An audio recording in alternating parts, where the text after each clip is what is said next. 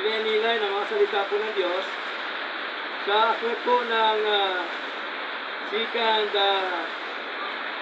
Timothy, no? Chapter 3,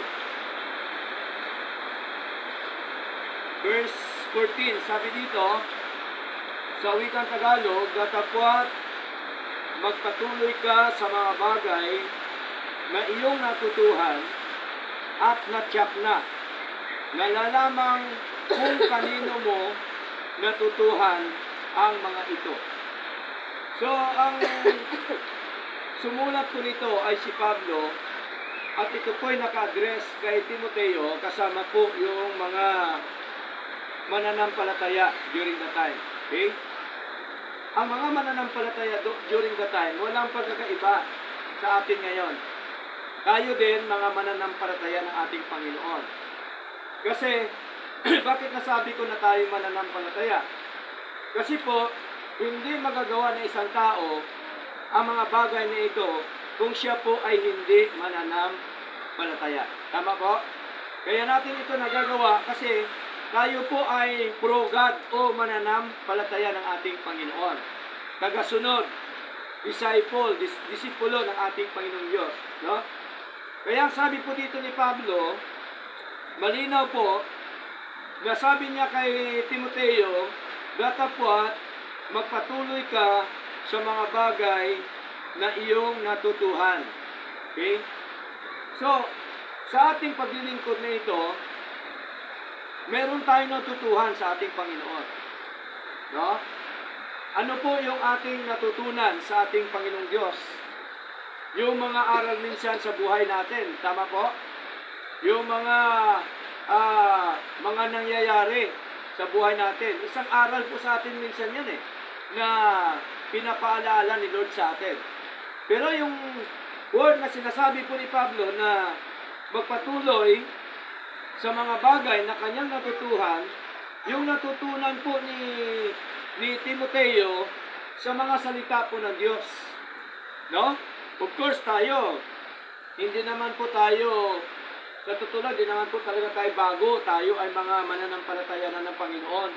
So, ibig sabihin, meron tayong natututuhan siguro kahit papaano, no? Tungkol sa mga salita po ng Diyos. At hindi lamang natutuhan, kundi at natyak na. No? Kaya sa isang tao dapat natityak niya ang kanyang sarili na siya ba talaga ay naglilingkod sa Diyos, siya ba talaga ay natututo sa mga aral ng Panginoon, siya ba talaga ay natututo sa kanyang buhay. So mahalaga po na tsakin natin yung sa ating mga sarili na kung talaga tayo ay merong natutunan sa ating Panginoon. At ang sabi ho dito, nalalamang kung kanino mo natutuhan ang mga ito. So tayo, kaya tayo natututo dahil natutunan natin una sa Lord. Tama po? Pangalawa, siyempre yung lingkod po ng ating Panginoon. Kasi kung wala pong spokesperson, hindi ho natin matutunan yung mga aral po ng ating Panginoon.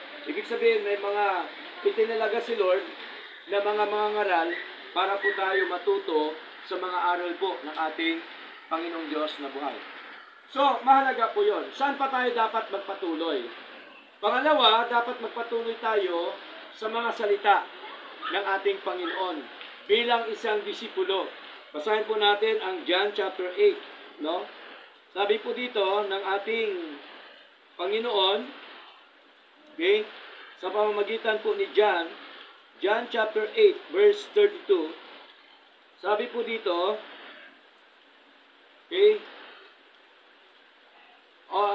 verse 31, sa wikang Tagalog, sa gayon ay sinabi ni Jesus sa mga Hudyong iyon na sumasampalataya sa Kanya, kung kayo ay magpapatuloy sa aking salita, sa gayon ay sa katunayan, kayo ang aking mga disipulo. So malinaw, ang disipulo pala ng Panginoon, nagpapatuloy yan sa mga salita po ng ating Diyos na buhay. Okay? Pagsabing disipulo, tagasunod ng ating Panginoon. Hindi po tagasunod ng reliyon, hindi po tagasunod ng tao, kundi tayo tagasunod ng ating Panginoong Hesukristo. At tandaan po natin, ang disipulo at saka Kristiyano ay isa lang, no? Yung tinawag po dito sa Acts. Okay? Ano pong sabi dito mga kapatid? Sa aklat po ng Acts chapter 11, okay?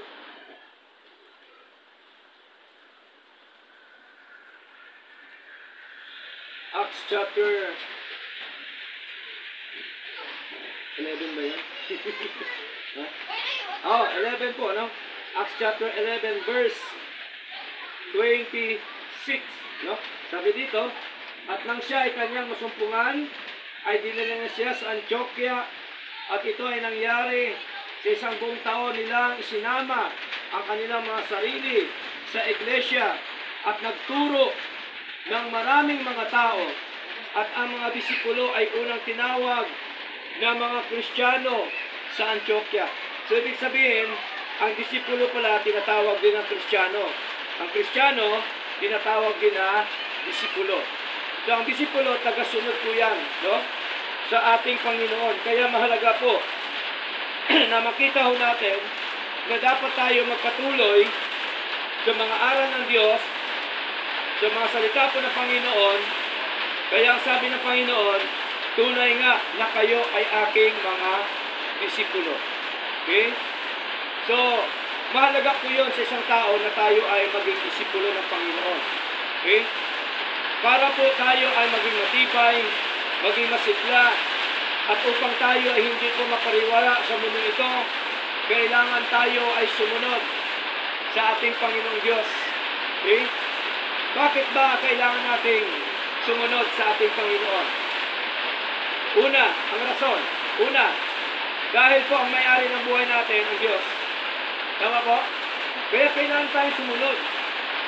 Hindi ko pwede nasusunod yung may-ari doon sa hindi may-ari. Okay? Doon sa lumikha lang.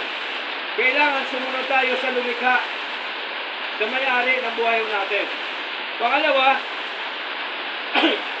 anytime ang buhay natin, no? Kaya yan bawiin ni Lord ayon sa kanyang nais at kalooban, sa kanyang katakdaan po, no?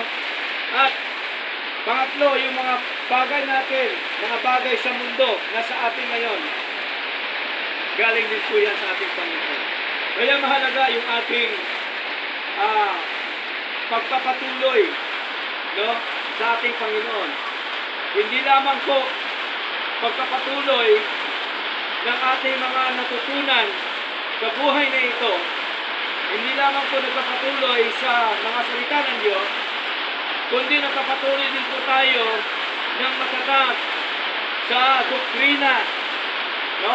Doktrina ng ating Panginoon. Okay? Kasi sa Biblia, merong tatlong klaseng doktrina. Doktrina ng tao, doktrina ng diablo, doktrina ng Diyos. Of course, ang doktrina na dapat natin makita, malaman, yung doktrina ng Diyos. Okay? Kaya sabi ko dito, sa aklat po ng Acts, Acts chapter 2, verse 42.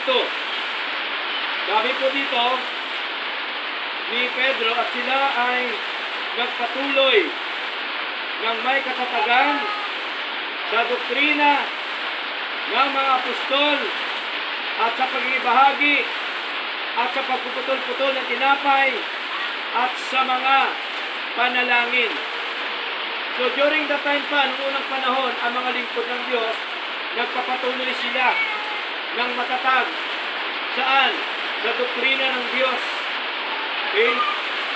Ano po yung doktrina ng Diyos? Ang doktrina po ng Diyos, una, doktrina ng biyaya ng Panginoon. Pag sabing biyaya, yung ginawa ng Diyos sa buhay po natin. Okay? Na kung saan po, once na ang isang mananampalataya sumunod po sa Diyos, ano po yung kaakibat? Pagpapala. Buhay na natin, pagpapala na ni Lord eh. Tama po? Malakas tayo ngayon. Masigla tayo ngayon. Okay? Ano pa po? Kumakain tayo ngayon. Pagkapala po yan ni Lord. Okay? Lahat po ito pagkapala po ng Diyos. Kaya, napakahalaga na sabi po ng ating Panginoon, kapangitan po ni Pedro, sila po ay nagpatuloy sila. Yung mga lingkod, yung mga mananampalataya katulad po natin. Sabi ko dito, nang may katatagan sa doktrina ng mga apostol. Tandaan po natin ang doktrina ng apostol, doktrina din po ng Panginoon. Kasi sila po yung mga apostol. Sila yung pinili ng Diyos during the time. Okay? Diba meron 12 apostles? Okay? Yung isa, sino po yung isa? Ang nagkanulo sa ating Panginoon. Si Judas. Di po ba? Okay? So atin makita dito na mahalaga yung doktrina na tinuturo ng mga apostol sapagkat ito po ay doktrina din po ng ating Panginoon. Hindi lamang po magpatuloy tayo sa doktrina, kundi ang sabi pa po dito, yung tinatawag po na fellowship o pakikibahagi. Fellowship, sama-sama, katulad po nito. Okay? Para mas lalo tayong maging masigla, maging mainit sa ating pong buhay spiritual. Okay? Kasi ang buhay nating spiritual, katulad din yan ng physical. Ang physical, pagka hindi mo pakainin sa araw, ano mangyari, Brad? Di ba manghina? Oh.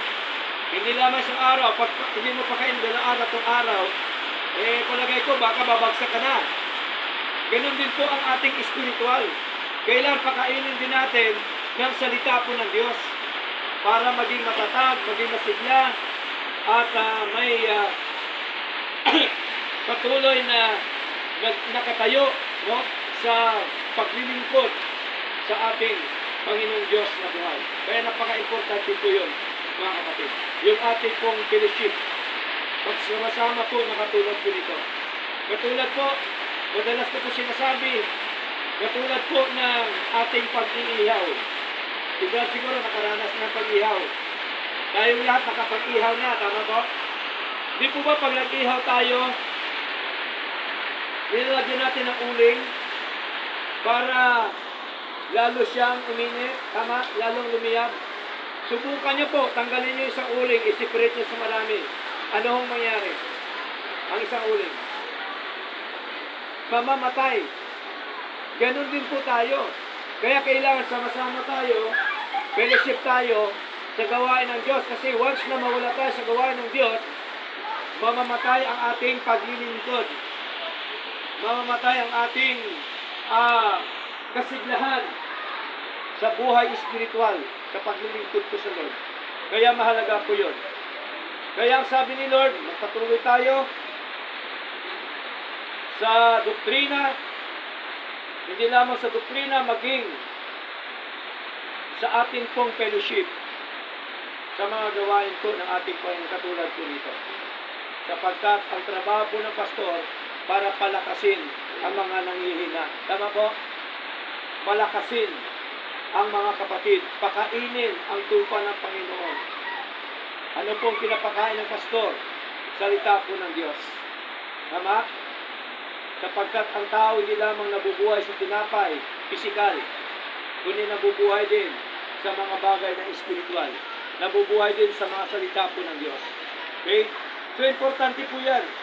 Kaya, mahalaga yung ating pakikibahagi, hindi lamang po yun, kundi yung ating tinatawag na pananalangin sa Lord. Diba? Pananalangin natin sa Lord, mahalaga po. Okay?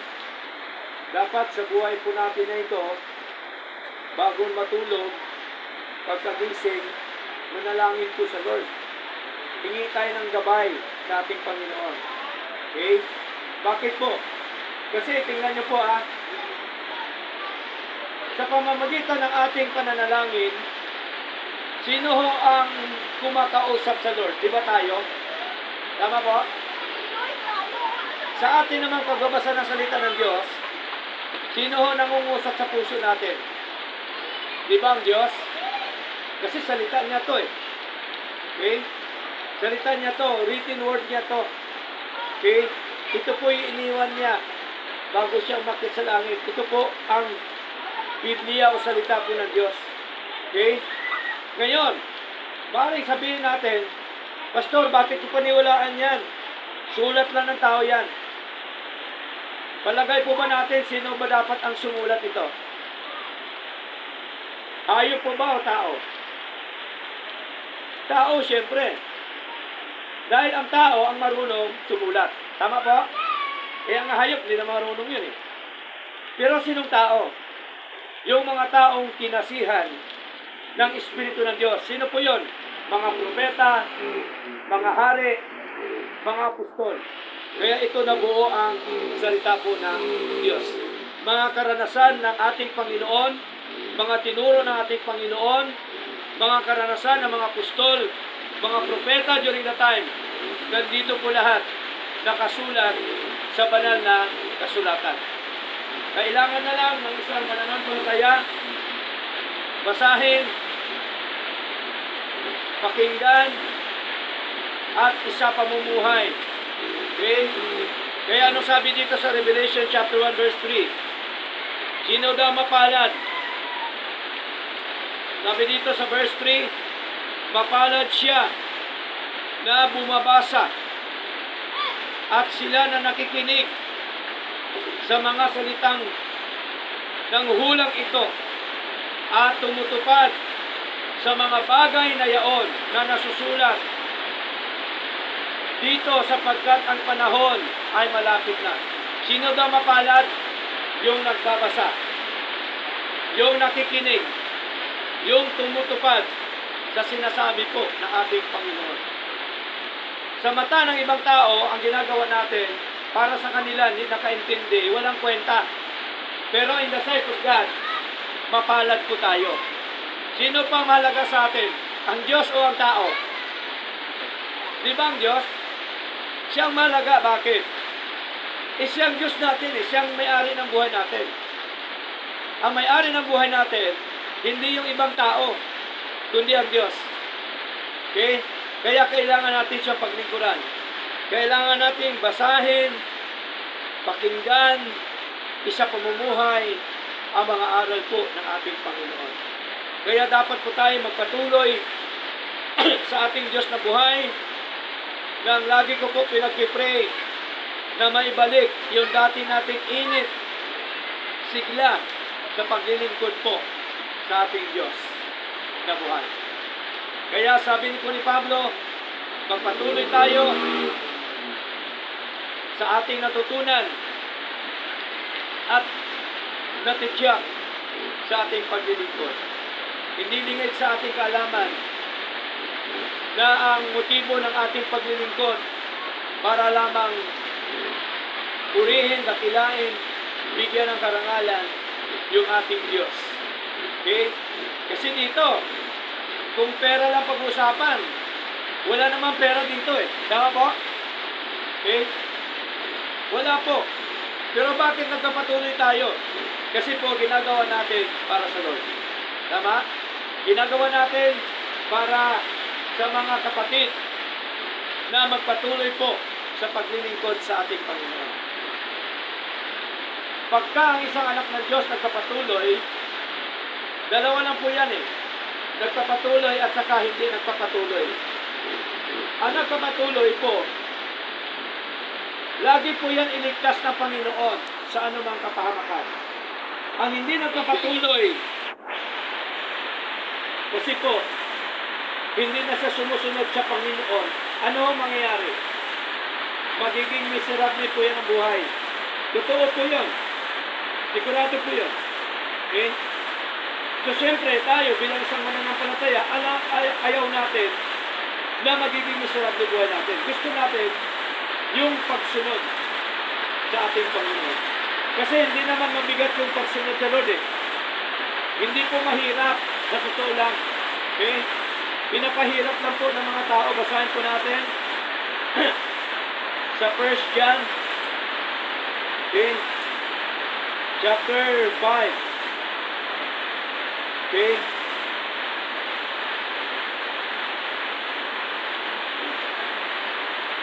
Sabi po dito, sa 1 John chapter 5 verse 3, bago tayo magtapos, sapagkat ito ay ang pag-ibig ng Diyos upang tuparin natin ang kanyang mga kautusan at hindi mabibigat ang kanyang mga kautusan. Hindi ho mabigat, hindi mahirap ang kautusan po ng Diyos. Okay? Kaya, kailangan natin yung Diyos sa buhay natin. Kailangan natin sundin ang nais po ng Panginoon. Kaya tayo hindi tumutigil. Tayo nagpapatuloy sapagkat alam po natin na sa ating pagpapatuloy, patuloy din po tayo pagpalain po ang ating Panginoon. Okay? So sa kalagayan ba natin ito, nakatanggap pa tayo ng pagpapala sa Diyos? Nakatanggap na po ba tayo? Nakatanggap, buhay na natin eh, pagpapala na ni Lord eh, tama? Oh, buhay tayo ngayon, masigla, malakas. Pagpapala na po ni Lord yan. Okay? Yung mga bagay-bagay na sa atin ngayon, lahat yan, pagpapala po ng Diyos. Dagdagan po natin, patuloy tayo na maglingkod para mas lalo't higit tayo pagpalain po ng ating Diyos. Okay? So bago tayo magtapos, dadako tayo ngayon sa question and answer.